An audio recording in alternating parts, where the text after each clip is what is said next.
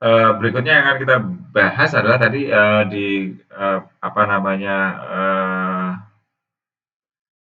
di file sebelumnya tentang, sampai di RAT, maaf, sampai di apa namanya, roadmap ya, bahwa 2030 itu targetnya begini-begini sudah ditetapkan. Nah, sekarang, untuk yang 2015 sampai 2019 itu kebijakan apa, kemudian strateginya bagaimana, dan sasarannya apa saja secara lebih detail ya.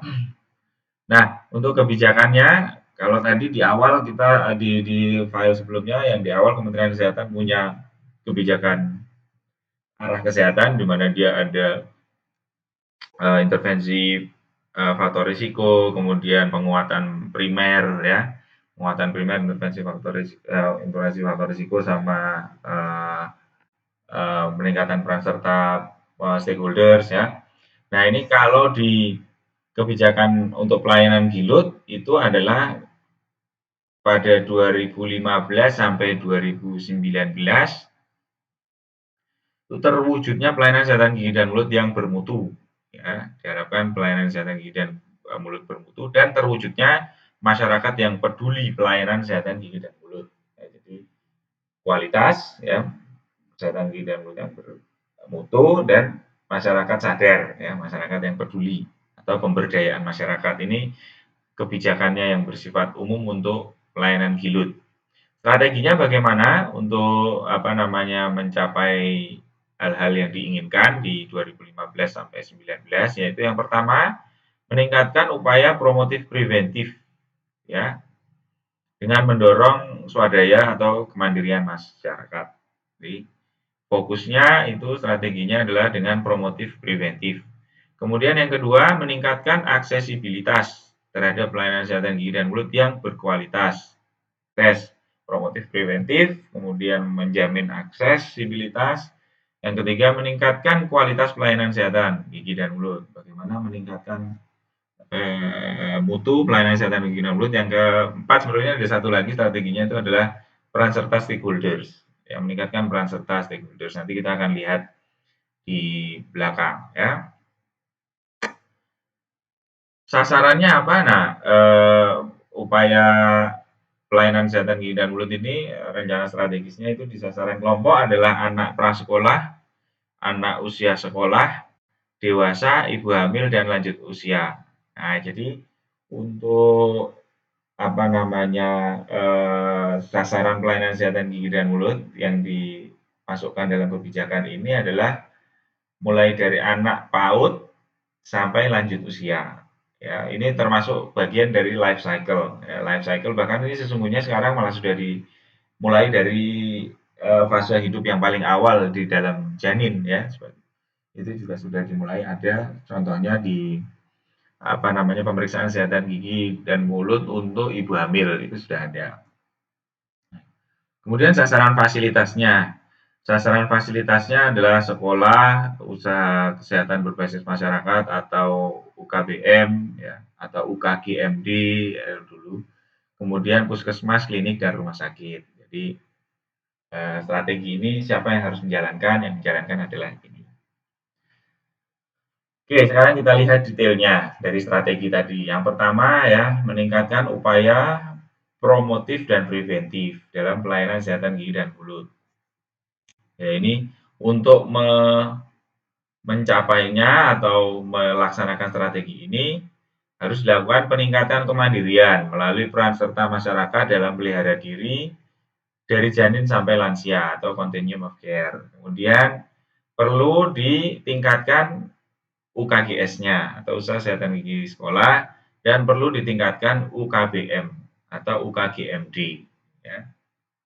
Nah ini yang dikuatkan ini untuk strategi promotif preventif adalah pada UKGS dan UKGMD. Ya.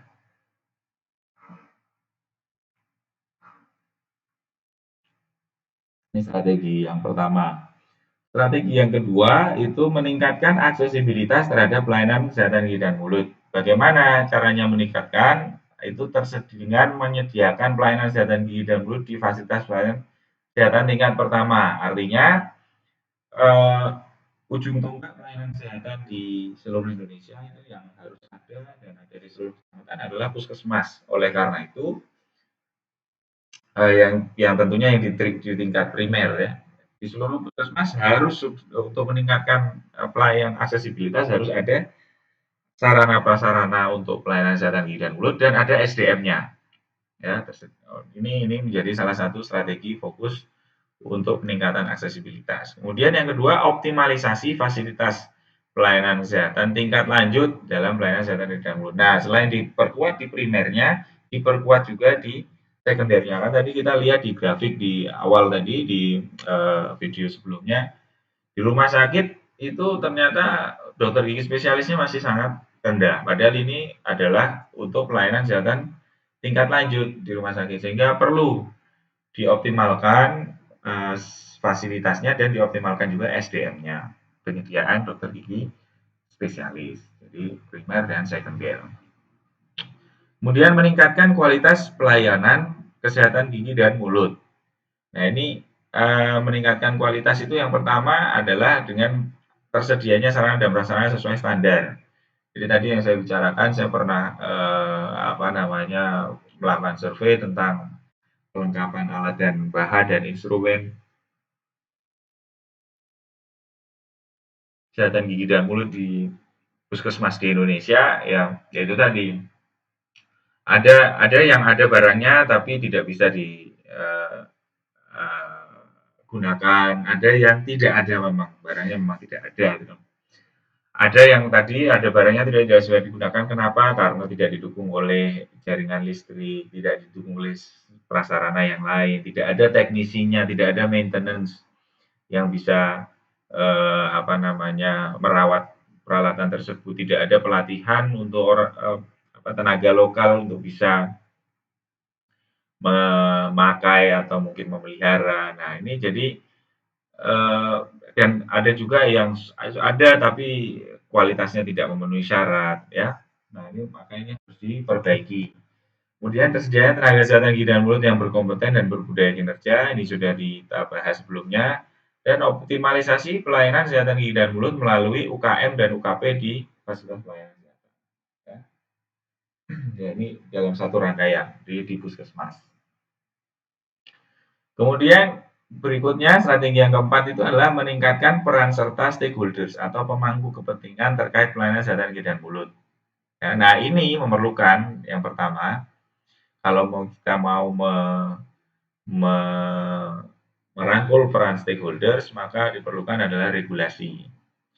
Ya, dukungan dan regulasi pelayanan kesehatan gigi dan mulut supaya stakeholders itu dalam melakukan kerjasama atau dia melakukan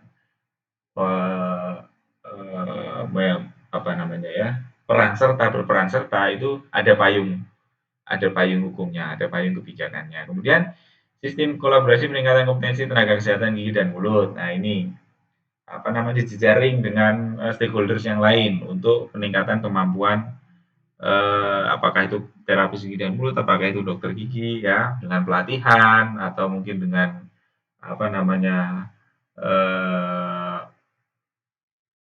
apa namanya eh, penugasan ya. Nah ini bisa.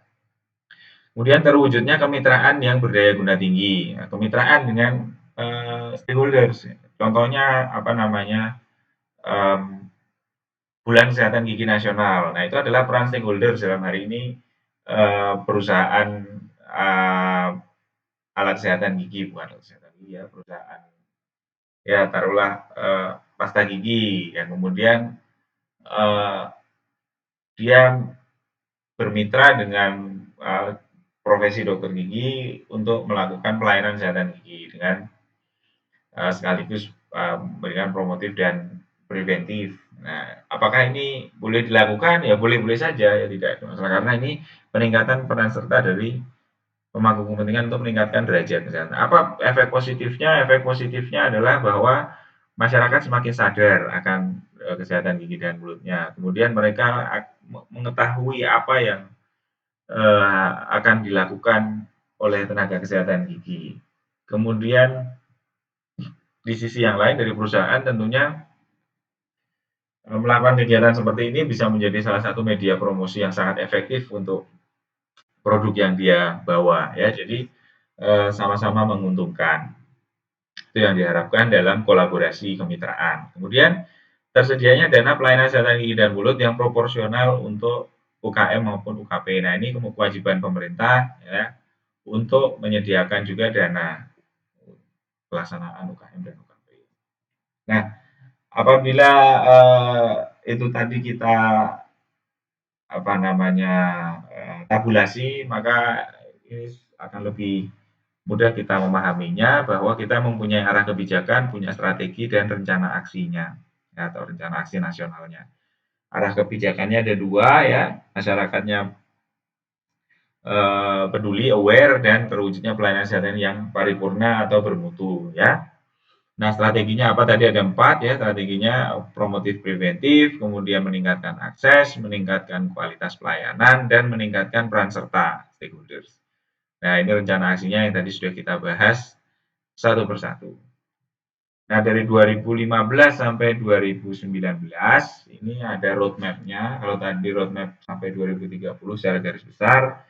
Nah, ini dari 2015 sampai 2019 ya. Tahun kemarin itu ini targetnya 70% puskesmas sudah sesuai standar, 80% puskesmas dengan tenaga sudah terpenuhi, nah skillnya 70% puskesmas dengan sarana prasarana sesuai standar kesehatan gigi dan mulut ini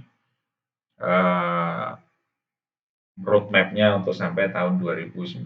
Nah, apakah ini sudah tercapai atau belum? Saya belum punya datanya. Ya, sepertinya ya belum. Oke. Nah, kemudian apa namanya? Apa yang harus dilakukan secara teknis ya? Secara lebih teknis sebenarnya apa yang harus dilakukan oleh apa namanya stakeholders dari pelayanan kesehatan gigi dan mulut itu bisa kita lihat secara garis besar di sini ya, bahwa itu mulai dari tindakannya sampai stakeholdersnya di sini. Siapa yang berkepentingan tentunya ada puskesmas, ada kabupaten kota, ada provinsi, kemudian ada klinik swasta, praktek dokter gigi ya. Nah, di paling untuk di kabupaten kota maupun provinsi maka ini nanti akan timbul pelaporan ya berapa persen atau persentase dari eh, sasaran yang melaksanakan kebijakan. Nah, ini mulai dari kegiatannya. Di puskesmas itu tentunya harus melakukan UKGS dan UKGM. Ya. UKGS-nya apa? Anak harus di screening, ya, kemudian ada yang mendapatkan perawatan dan pemeriksaan oral hygiene. Ya. Yang itu di puskesmas punya kewajiban, ada persentase SD yang UKGS tahap 3 yang ada mendapatkan perawatan. Ya. Kemudian upaya kesehatan gigi masyarakat atau KGM persentase yang dibina posyandu dan PAUD-nya berapa. Nah, posyandu dan PAUD ini juga menjadi indikator capaian ya, apakah UKGM-nya berjalan atau tidak. Jadi dalam satu kecamatan itu ada berapa desa, kemudian ada berapa dusun atau ada berapa RW ya. Nah, dan kemudian kalau di kota, kemudian ada berapa RT lagi turun lagi. Nah, harus ada di setiap-tiap di tiap-tiap dusun atau di tiap-tiap RW atau kalau bisa kalau di kota bisa sampai di RT itu ada posyandu. Nah, ada posyandu yang dibina oleh puskesmas dan juga ada pendidikan anak usia dini. Kemudian pelayanan kesekilutnya bagaimana di apa namanya puskesmas tersebut? Apakah ada pelayanan gigi umum dan pelayanan rujukan ke RSGM ya, atau rumah sakit. Kemudian, nah selain dari pemerintah dalam ini puskesmas juga ada dari klinik dokter praktek ya dari masyarakat ini. Ini apa kegiatannya? Nah, diharapkan ini bisa melakukan screening, bisa melakukan penyuluhan. Nah, ini ada berkumur fluor. Ya. Ini adalah intervensi preventif yang bisa dilakukan oleh dokter gigi klinik praktek. Ya. Berkumur fluor seperti yang kita sudah pelajari. Kemudian sikat gigi bersama, bukan sikat massal. Kemudian bisa juga dengan aplikasi topikal, aplikasi fluor ya, atau aplikasi topikal. Nah, ini apa namanya diharapkan peran serta dari klinik dan dokter gigi praktek. Kemudian programnya apa? Ini tadi kegiatan yang program yang bersama UKGS tahap 1, 2, 3, UKGS inovatif. Nah, ini apa itu UKGS inovatif? Ini ada Irene Donut. Irene Donut ini salah satu alat untuk melakukan Careers Risk Assessment ya. Kemarin kalian menggunakan karyogram, sudah pernah ya, karyogram atau Cambra. Nah, itu sejenis. Ini Donut Irene. Kemudian Fit for School ini bawa sikat gigi ke sekolah. Ya. Sekolah sikat gigi dan cuci tangan. Nah, ini diharapkan ada program seperti ini. Kemudian sisa tidur bersama. Di tingkat kabupaten kota, dinas kesehatan maupun provinsi, dinas kesehatan provinsi itu jadi nanti target-target kegiatan ini harus dilaporkan. Jadi berapa persen puskesmas yang sudah pakai tahap 3 ini ya, persen, kemudian berapa persen binaan posyandu dan PAUD dari masing-masing puskesmas ya. Kemudian pelayanannya di puskesmas bagaimana yang sudah memenuhi standar, ada berapa persen. Terus klinik dan apa namanya dokter praktek itu berapa persen yang memenuhi standar. Nah, peran dari kabupaten kota adalah pembinaan, pembiayaan, dan pengawasan ya. Dan di provinsi juga sama, perannya dia pembinaan, pembiayaan, dan pengawasan. Nah, ini dia akan merekap lagi persen puskesmasnya berapa yang memenuhi standar, persen rumah sakit, persen klinik. Nah, sehingga itu nanti didapatkan indikator-indikator apakah rencana aksi nasional kesehatan gigi dan mulut, pelayanan kesehatan gigi dan mulut itu bisa tercapai atau tidak. Sehingga semua yang direncanakan diharapkan ukuran-ukurannya bisa di cross check. Ya, mungkin itu yang bisa saya sampaikan terkait dengan rencana aksi nasional pelayanan kesehatan gigi dan mulut di Indonesia, baik itu target nasionalnya dari sampai tahun 2030 dan detail yang mereka sudah mappingkan dari 2015 sampai 2019. Ya, terima kasih atas perhatiannya. Mudah-mudahan ada manfaatnya untuk dipelajari. Apabila ada hal-hal yang kurang jelas, ada hal-hal yang perlu didiskusikan atau mungkin perlu diklarifikasi, kita bisa jumpa di portal Elisa. Ya, kita diskusikan di sana. Terima kasih. Selamat pagi, siang, sore, atau malam.